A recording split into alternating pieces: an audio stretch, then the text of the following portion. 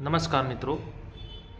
અત્યારે માણસો જોડે સુખ સુવિધાઓ તો ખૂબ મોટા પ્રમાણમાં છે અને ભૌતિક સંપત્તિ પણ ખૂબ મોટા પ્રમાણમાં છે.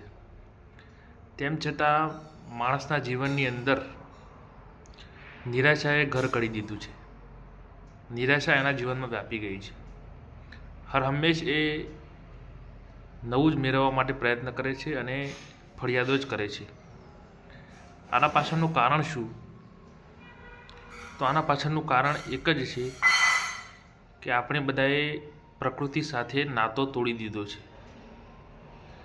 પ્રકૃતિ સાથે જો આપણું જોડાણ હોત તો આપણે દરેક બાબતને, આ સૃષ્ટિની દરેક વસ્તુને આપણે ફક્ત ભોગ પદાર્થથી ન જોતા એક આત્મીય ભાવથી જોઈ શકો.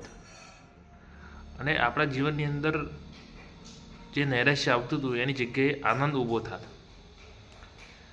એટલા માટે માણસના જીવનની અંદર ભૌતિક સંપત્તિ અને જે તત્વો છે એની સાથે સાથે પ્રાકૃતિક તાલમેલ હોવો પણ એટલો જ જરૂરી છે. તો જ માણસ ખુશ રહી શકશે. બાકી ગમે તેટલી સંપત્તિ હશે, ગમે તેટલા પદાર્થો હશે, તો માણસને આંતરિક આનંદ નહીં આપી શકે. એ ફેક્ટ બાબત છે. Thank you.